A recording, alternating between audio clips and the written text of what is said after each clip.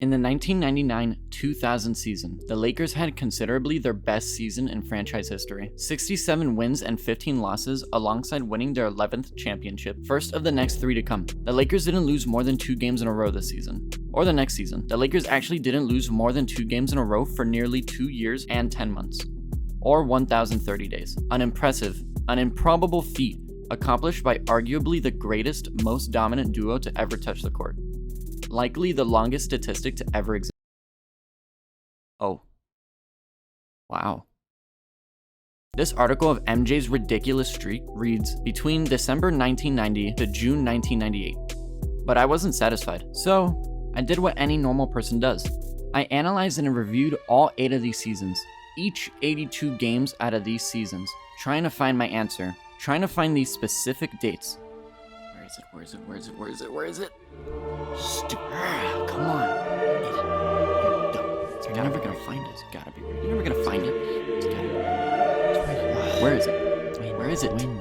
Come on. Loss. Win.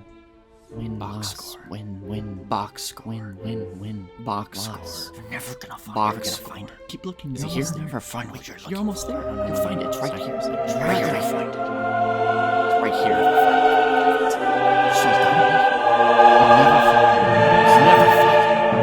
Never find it. Got it. If we ignore the season and a half hiatus MJ took from the league, the streak actually started on November 7th of 1990. Facing off against the Wolves, MJ was looking to bounce back from the first 3-game loss and first 3 games of the season. Brooks hustles into the front court. Open shot for Campbell. Count it. 1/10 of a second left, and the Bulls have their first victory of the 1990-91 season. It comes on the road here in the Target Center in Minneapolis. This was not a notable victory in MJ's resume, as he ended up scoring as many points as Horace Grant, and he nearly got dethroned by Tony Campbell. His streak ended in MJ's final game with the Bulls on June 14th, 1998, a masterpiece of 45 points in Game 6 of the NBA Finals versus the Utah Jazz, winning his 6th championship and reclaiming his once-lost throne from Tony Campbell. The streak lasted 2,776 days, or 7 years, 7 months, and 7 days. Alright, let's get back to the 99 Lakers. We're not finished with them yet. Up-and-coming Kobe Bryant began his breakout 4th season with the Lakers, averaging 22 points per game. Shaquille O'Neal won his first Finals MVP, his first season MVP. He was the 1999-2000 scoring champ, first team All-NBA, and was runner-up to Defensive Player of the Year. Shoulder to shoulder with this ridiculous season, he also averaged 38 points, 16 rebounds, 2.6 blocks, and 61% field goal percentage in the finals. Times are great. An astronomically perfect season for an NBA player, right? Well, come on now. It's Shaq we're talking about. Shaq could literally do anything. Out here at Staples. Oh, playing. You could hear that. You could hear that at Venice Beach. But that has not been out here at Staples. Oh. Entering the next season on December 8th, 2000, the 14-6 Lakers hosted the 10-10 Supersonics. I would talk about the entirety of this game, but it was pretty unimportant in the grand scheme of things. It didn't ruin their 12th championship run. Except there was just one thing. Jesus Christ. Homie set an NBA record, the worst free throw percentage in a game with at least 10 attempts. A whopping 0 for 11, the previous record set 4 decades prior by Wilt Chamberlain going 0 and 10. Come on, dog. Shaq made the same amount of free throws as us. I wasn't even born yet. That's just sad. I feel for you, Kobe.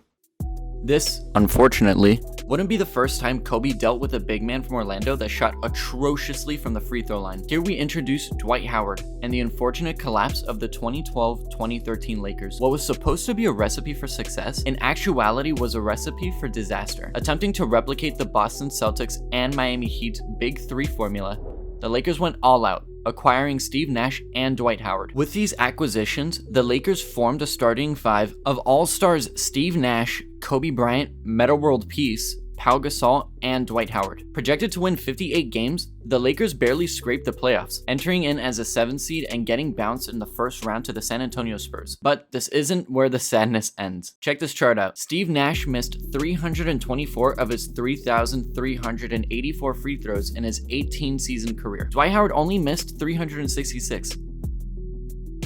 In this one season. You heard me correctly. Dwight missed more free throws in one season than Steve Nash did in his entire career. This is actually disgusting. I have never heard of a statistic like this, and surely we won't hear of a fact like this ever again.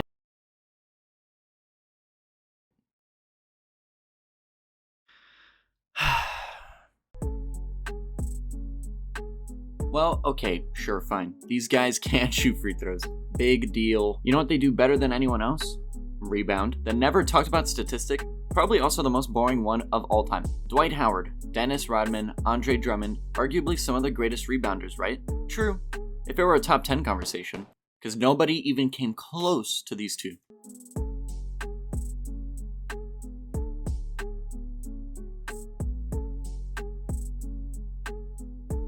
So check this out. Of the top 57 individual rebounding games, you'll find names like Wilt Chamberlain and Bill Russell on this list.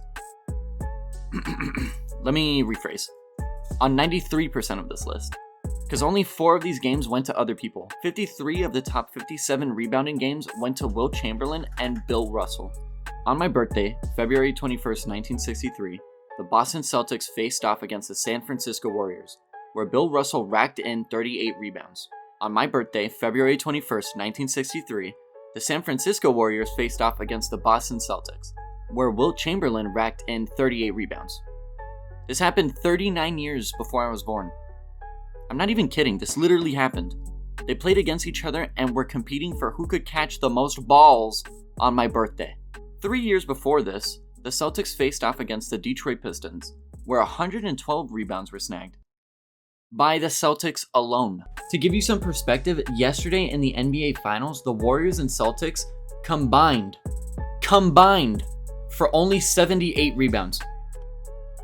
Alright, here's one more comparison. In the 2021-2022 NBA season, the runner-up for MVP, Joel Embiid, averaged 30.6 points per game and 11.7 rebounds per game on 50% field goal shooting. An insane stat line. A stat line all of us hoopers wish to achieve just once in our lives.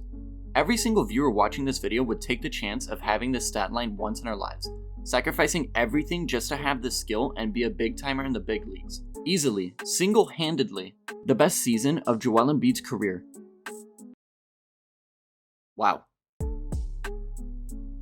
In the beginning of Game 6 of the 2022 Eastern Conference Finals, ESPN showcased a statistic that sparked curiosity in me. Miami's backcourt of Max Strus and Kyle Lowry shot for a combined 1 for 28 in the previous 2 games.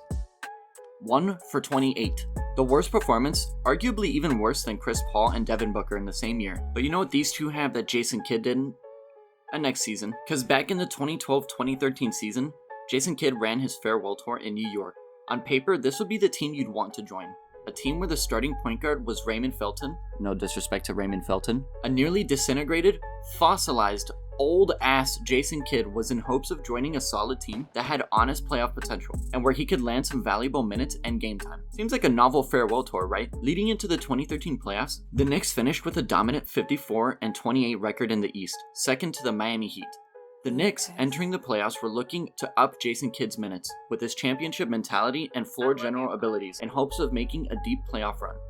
Except, Jason Kidd played in 12 playoff games in this season and scored his final points in Game 2 of the first round. In Jason Kidd's final season of his career, he scored 0 points and shot 0 for 17 in his last 10 games. In Jason Kidd's last 204 minutes on the court, he averaged 0 points, 1.9 assists, and 1.1 turnovers on 0 for 17 shooting from the field.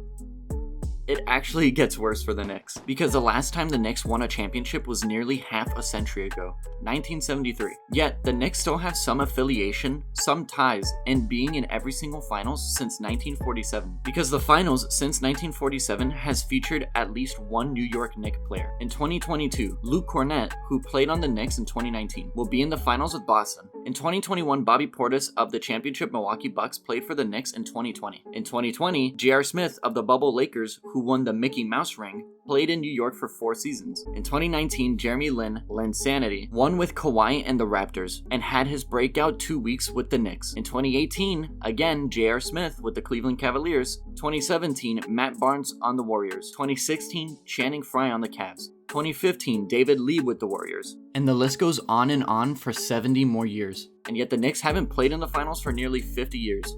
Alright, the final fact I want to bring up in this video, Kareem Abdul-Jabbar. Lucas.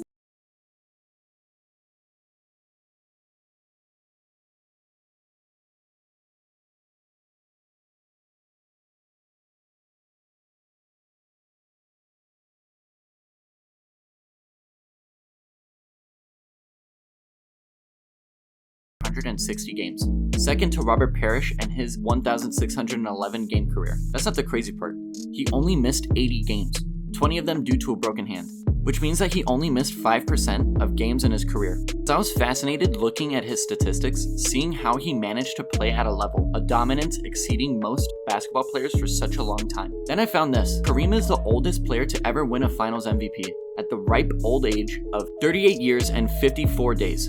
So I sat there and wondered, how many players have been this good at this age? So I made a chart. I gathered 25 legends from the ages of 37 to 38, and I got their point averages. While gathering this data, I realized that their point averages didn't truly paint a picture of how well or bad these old and crippled legends did in their final seasons. So I went back and gathered their game score as well from each and every basketball game of these seasons to find their average. Game score is a statistic that attempts to give a total perspective on a player's statistical performance throughout an entire basketball game. This means it looks at both offensive and defensive performance and everything in between, which means we'll truly see how effective and just how great these legends were at 37 to 38 years old.